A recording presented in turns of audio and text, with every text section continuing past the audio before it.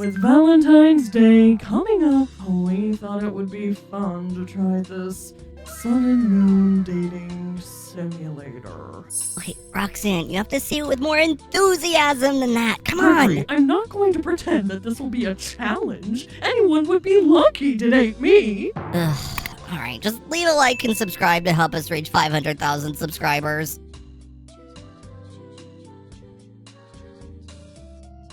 After hours with sun and moon. Let's just This'll be do good. this. I think this is gonna be a lot of fun. What's your name? How? Why don't they know my name? Okay, Roxanne, this game wasn't specifically made for you. It was made for But anyone who wants to try to date Sun and Moon. But I work at the Pizzaplex, and I don't want to date Sun or Moon. I'm doing this for content.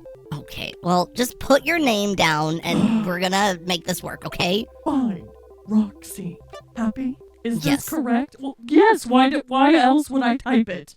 Oh, yes. Wait, what is going on? Dot, Wait, also, dot, are you dot. gonna go for Sun or are you gonna go for Moon? Maybe I should go for Moon since Moon didn't stand me up for a date. True. Oh, Vanessa. are you going to play Vanessa? Sure. Roxy? Was that your Vanessa voice? I mean, sure. Roxy, wake up! No sleeping on the job! Listen, Vanessa, I need my beauty sleep. How else do you think I look like this all the time? Okay, Roxanne, can you just stick to the script? Oh, well, I'm role-playing. Oh, okay. I jolt awake, a bright light in my eyes, and someone's hand— ew, don't touch me. Oh, okay. Someone's hand on my shoulder. While I block it out with my arm, Vanessa finally turns off her flashlight and lightly scoffs in annoyance. Excuse you! Who do you think you are, scoffing at me, Roxanne Wolf? Okay, Roxanne, just continue. Just keep going. Whatever. How long was I asleep at this table? Oh, look, it looks like I'm in the daycare. Oh, yeah. Lowering my arm, I have a small toolbox in front of me, and my phone is resting where I had my head laid down. Its shape is probably imprinted onto my face now. Okay, just ignore that. Don't worry about it. Okay. Don't hyperventilate. It's gonna be okay. I don't actually It'll go have away. a phone imprint on my face, do I? No, you do not have a phone imprint on your face. Oh. Good Lord, Roxy! When was the last time you slept? Ooh. Well, I've definitely slept within the last week, but why are there only two options? I don't know, Just I say guess. I don't know then. Whatever. No one's here but us anyway. Good, can I go home? I'll keep quiet if you do your job, alright?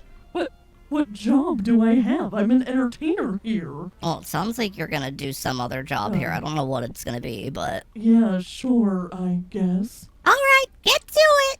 Vanessa walks off as I stand up and stretch, feeling my joints pop when I raise my arms above my head. Humans are so weird. They're kind of nasty. What do you mean?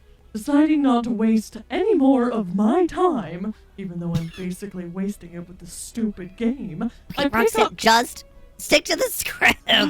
I pick up my toolbox and phone before heading through the massive doors leading into the daycare. Ooh. The daycare's bright lights and rainbow colors are practically blinding, and they make me want to puke compared to the rest of the Pizzaplex. Okay. I'm sticking to the script. Right.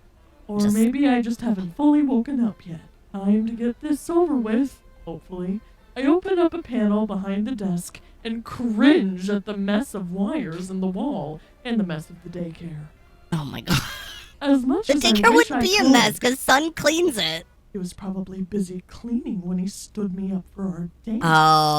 Okay. I can't rush through this. I'll have to deal with each generator one at a time. Oh boy. Whatever. If it means I get to go sleep sooner, I'll do it. Oh, wait, I actually have to do manual labor? I didn't sign up for this, Gregory.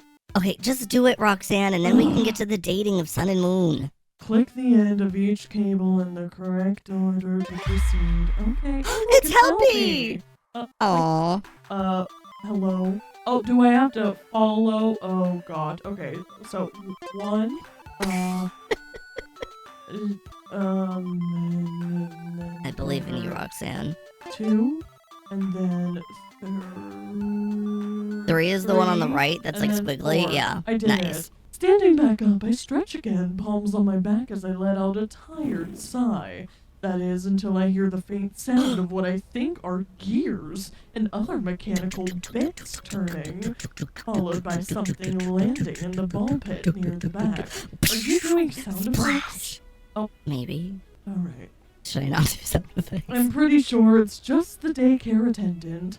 After all, they should be the only thing in here, and the small stage leading into their room is directly above the ball pit. Not that I know a lot about them, the staff hasn't said much. And since I'm still new here, I haven't even met them yet.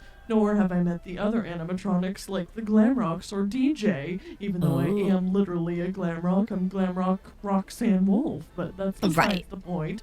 Most of the robots I've gotten acquainted with have been the staff bots all over the building. Ew. Okay. I would never. Roxanne, I start walking to the ball pit, scanning it for signs of movement as I stand on the edge. That is until... Ah! Oh my gosh, jump scare. Jesus. Oh, hey there, friend. I don't remember seeing you around. Are you new here? That's my Is that your son. son impression? Oh my god.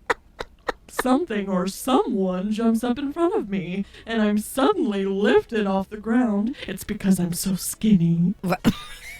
Before I can even answer, I notice his eyes turn a light blue color, scanning me. I didn't even know he could do that. Me neither. I'm stunned into silence, staring at the robot in front of me as he steps out of the ball pit, holding me from underneath my arms as if I weigh nothing. Again, Oh my because I'm God. so skinny. Right. Yeah? Can you put me down first? Like the second option's more you. Well, at the same time, you know, I like feeling skinny. Okay. I guess I would ask to be put down. Can you put me down first? Oh, sorry about that. That is awful.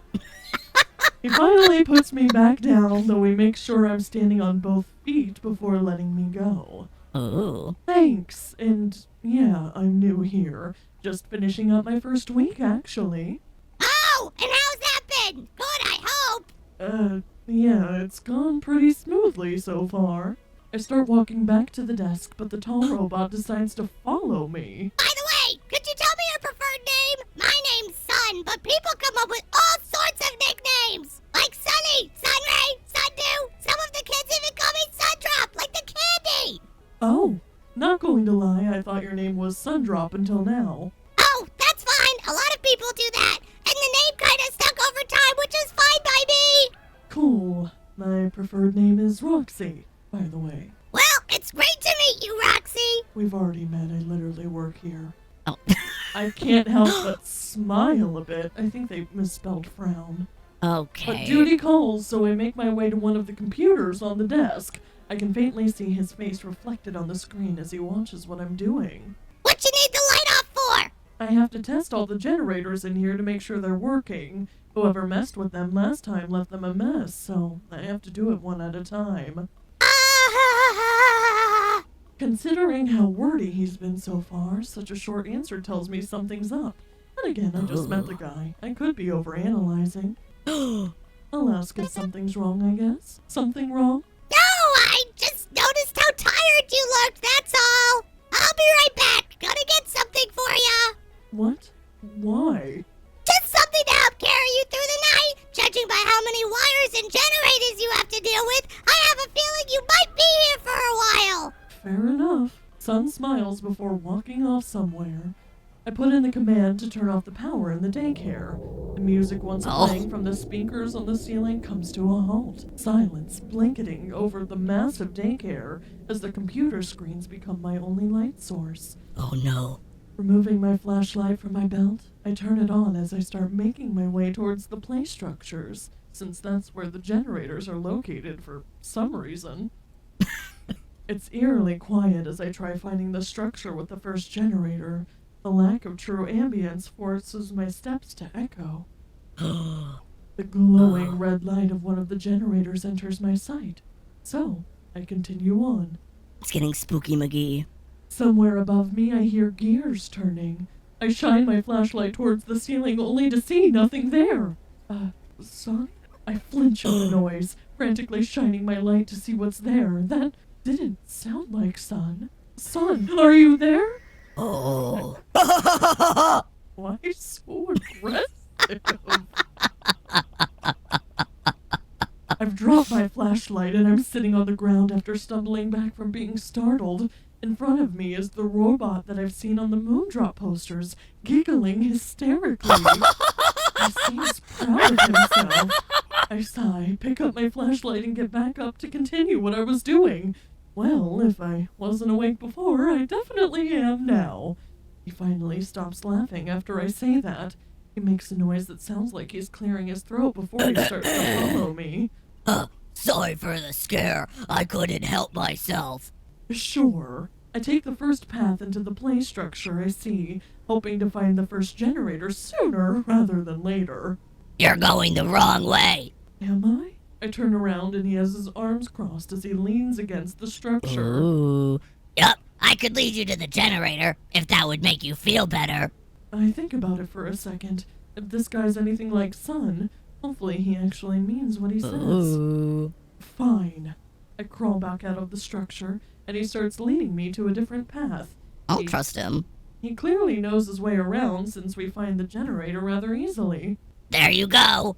He sits beside me as I go to turn it on, his glowing red eyes watching me as I do my job. Maybe it's just me, but don't you think those red eyes are kind of intimidating for a daycare attendant? Yes, I've been told that before. It was a bug that made them look like this, but that's been resolved. The red eyes stuck, but they're not hurting anyone. Fair enough. The red does look kinda cool with the blue and white. Why, thank you.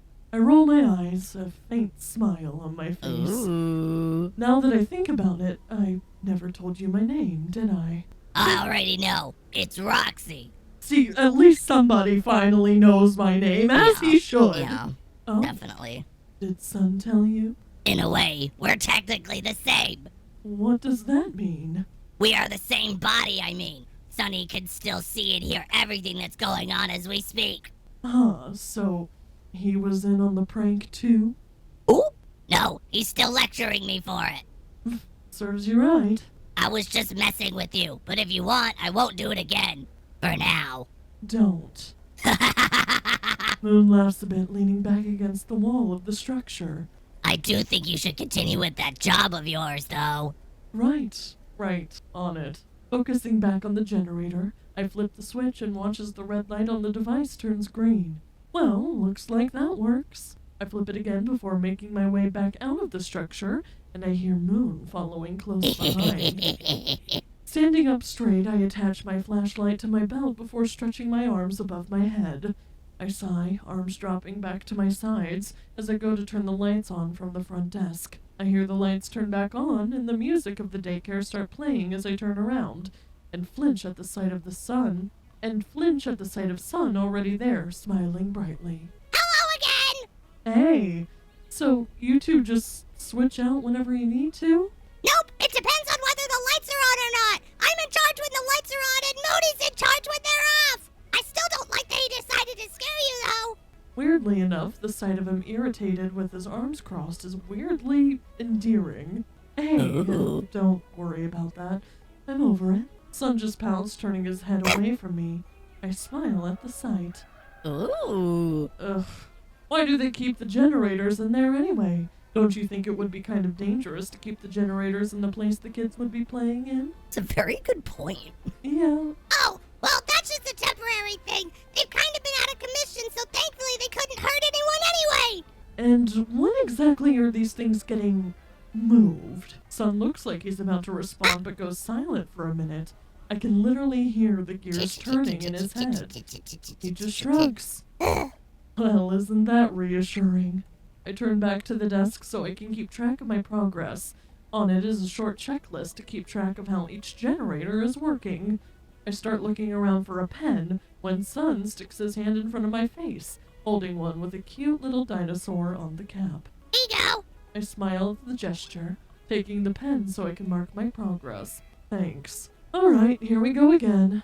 I go back to the cables, sighing at the tangled mess I still have to deal with. Oh boy. Oh, here we go again. Alright, 1, boom, and 2, I think, is this one. 3 is the top left.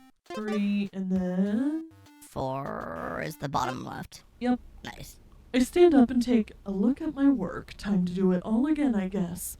As I go to turn the light off again, I hear music blasting from somewhere else, which is weird, since usually the radio is off when the Pizzaplex is closed for the night. Any idea what that music is? That's the DJ! He makes his own music, so it's not out of the ordinary to hear it during the night when everyone's gone home! I'd love to be friends with him, but I'm too busy to leave this place most of the time! Really? Yep! When was the last time you've left this place?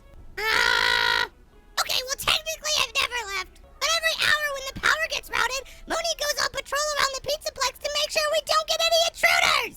He says the DJ makes for good company. I rub my eyes, feeling my lack of sleep catching up with me again. The stress of a new job is really taking a toll on my sleep schedule, I think. Ooh. Intruders? Mostly just robbers and little punks that don't know better. Hey, like you. Excuse me. Oh, Usually Moon's able to catch them before they get too far. I let out a as I go back to the computer. That's cool. Switching the lights off, the daycare once again descends into mostly silence. I hear gears whirring behind me as Moon hums slightly. Still tired, Roxy? Oh boy, what gave that away? You look like you're going to pass out. I wish I could. I hear Moon step away for a minute. Yawning again. I take out my flashlight off my belt as I start to approach the play structures, stopping once I'm a few feet away from the desk. I wait for Moon to come back, since I have a feeling I'll get lost if he doesn't help me with finding the other generators. Hearing the sound of gears whirring above me, I point my flashlight towards the ceiling. It's easier to find this time, probably because he's not trying to startle me again. He lowers himself to the floor, a long cable hooked onto his back from the ceiling. So that's how he flies around this place. There you are. Here, take this. He holds out an already opened soda can for me to take. A grape-flavored Fizzy Fazz, to be specific, which I'm pretty sure is the Roxy. Well, I think it's the Roxy Fizzy Fazz. Mm-hmm. So, he has good taste. Thanks. No problem. Sonny meant to get it for you earlier, but I had something different in mind. He has a smug grin on his face. Yeah, you decided to scare me half to death. Come on, live a little. I roll my eyes as I take a long sip of the carbonated heart attack in a can. That's so dramatic. Checking the watch on my other hand, I see that it's already nearing 1 in the morning. For the hour I spent awake, I've gotten surprisingly little done. Great. You want to help with the other generators or what? Moon's expression didn't change. He just stares at me for a moment before speaking. You sound exhausted. I am exhausted. Shouldn't you take a break then? I take another sip of soda, raising an eyebrow. And do what? Well, I have my hourly patrol to take care of. You could always tag along. Ooh. This is your chance, Roxanne, to not have to work. I guess that's a good Plus, point. you love going on walks to be in your skinny era. Exactly. You know what? Yeah, sure. Just as long as Vanessa doesn't see me again, I guess. Moon's smile grew ever so slightly at my statement, but it seemed like more of a genuine smile than his gremlin look from earlier. I doubt that'll happen. The Pizzaplex is a big place, so the chances of her running into us are rather small. I know, but still. Trust me, it won't happen. So I have a feeling it's gonna happen. Besides, you need to take it easy for a while. You lucky you'll pass out if you stand here for too long. I'd love to if I didn't have a job to do. The cable still attached to his back, Moon hovers ever so slightly above the ground before approaching me. Not right now, you don't. Without another word, Moon wraps his arms around my torso before the cable lifts him up at least 40 feet above the ground. Holy! Panicked, I cling onto him as I stare at the ground far beneath us. Moon doesn't seem to react, simply navigating through the air, carrying me with him. Don't worry, I won't drop you. You better not. Moon clearly knows this place like the back of his hand, because it only takes around a few minutes for us to reach the atrium, with the giant holograms of the Glamrocks, including me, still active despite the Pizzaplex being closed for the night. We pass over a few security bots who pay us no mind.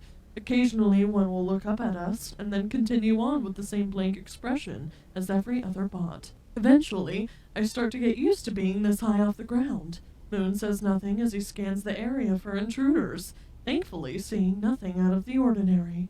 Moon lands on a railing on the 3rd floor of the atrium, likely about to change directions and head somewhere else. That is, until an alarm starts blaring from one of his speakers, and he suddenly turns to look in a different direction. Hopping off the railing, Moon sets me down before hovering off the ground again.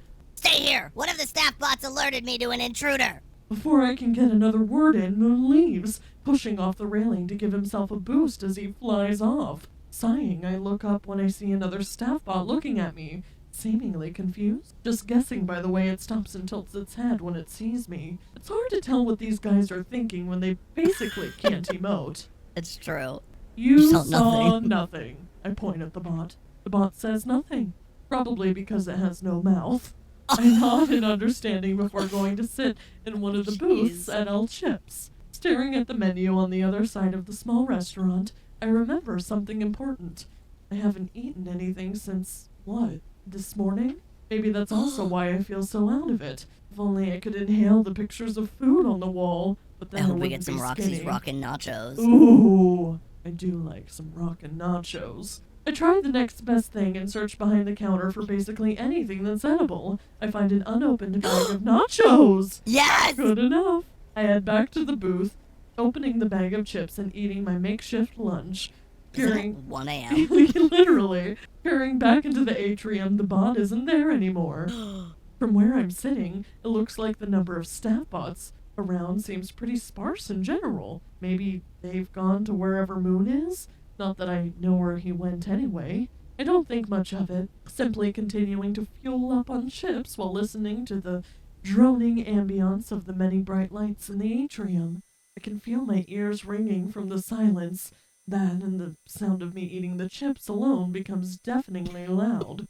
The lack of ambiance is almost unbearable. Standing boy. up, I go to throw away the now empty chip bag, one hand on my head as my vision goes blurry for a moment. Walking back to the railing, I lean against it, looking down and squeezing my eyes shut as I try to quell this nauseating feeling. When I open them again, my vision is still fading in and out while a strange red overlay seems to wash over what little I'm able to see. Stumbling back, I look around for one of the staff bots for help, disoriented by whatever is happening to me, but instead of a staff bot, what I vaguely see approaching me from the right is a gray humanoid silhouette, and 2 bright red eyes fixated on me. Startled, I make a run for the stairs, hoping to find a staff bot somewhere nearby. My vision still hasn't fixed itself. In fact, it's gotten worse as I misstep and tumble down the first short flight of stairs. I force myself back up, using the railing for support before something grabs the back of my shirt. I'm gonna fight back. Yeah, Screw I who's ever heard. trying to, take me. I let go and try to swing at whoever grabbed me, missing due to my disorienting vision.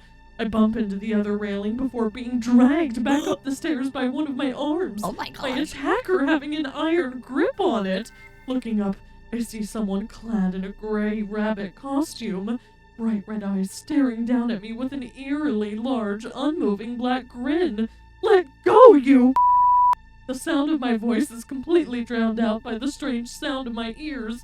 The face of the person fading in and out as my sight continues to worsen by the second, reduced to a ragdoll. It gets harder and harder for me to try and escape as I'm dragged back into El Chips. Oh my goodness. The ringing is overpowered by the sound of my own heart pounding in my head. We're nearing the kitchen at the back of the small restaurant, blocked off by a metal door. Eat me? I don't know. Continuing on. I'm running out of time.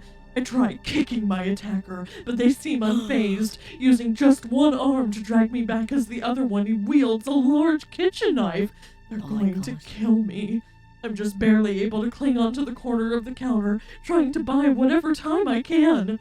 I call for help.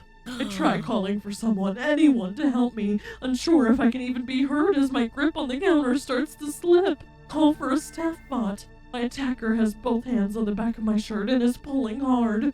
One of my hands slips from the counter. I can't hang on much longer. I'm going to die. No. Moon, help me! Uh-oh. My hand slips from the counter and I'm dragged back. I'm practically clawing at the floor, but the costume stranger yanks me back before pushing open the door to the kitchen and throwing me in. There's no lights on in here, so I'm almost completely drowned in the darkness as I land on the cold tile floor, save for the small beam of light coming from beyond the door. Looking behind me, I see that bit of light start slipping away as the attacker's silhouette starts to merge with the darkness. Uh-oh. Their red eyes being the only thing I see, and probably the last thing I'll see. The beam of light from beyond the door floods back into the room, and the gray rabbit is nowhere to be seen. My vision finally starts to clear up as I look towards whatever landed nearby. A different pair of red eyes looks back at me and lunges at me before two familiar robotic arms grab me and pull me back out of the kitchen and into the atrium. I can finally see clearly, and the ringing noise is completely replaced by my racing heartbeat. Flying back from the atrium to the daycare, Moon's grip on me is so strong that he's on the verge of crushing my spine. Jeez. He finally starts to slow down as we pass over the daycare wall, the once eerie silence hanging over us. He makes a smooth landing on the floor, the cable on his back unhooking and retreating back to the ceiling as I'm placed on the ground. He doesn't let go, though. It almost feels like his arms are shaking, or maybe that's me? I can't see his face. He's slouched in a way where my head is almost resting on his shoulder, and he's staring at the floor. His arms finally loosen, as if he just let out a relieved sigh before letting go of me. I myself can't find words for what just happened. Whenever I open my mouth to speak, my mind completely blanks. Instead, I drop to the floor. My fight or flight is still kicked in, and my hands are shaking uncontrollably. Moon's expression darkens slightly. Does he want me to say something? His faceplate turns slightly, and he walks over to something on the floor a few yards away. My flashlight. He silently picks it up and returns it to me. I'm pretty sure I can hear his fans revving up, and he looks like he's in deep thought. He sits down in front of me, resting his faceplate on the palm of his hand. Did she hurt you at all?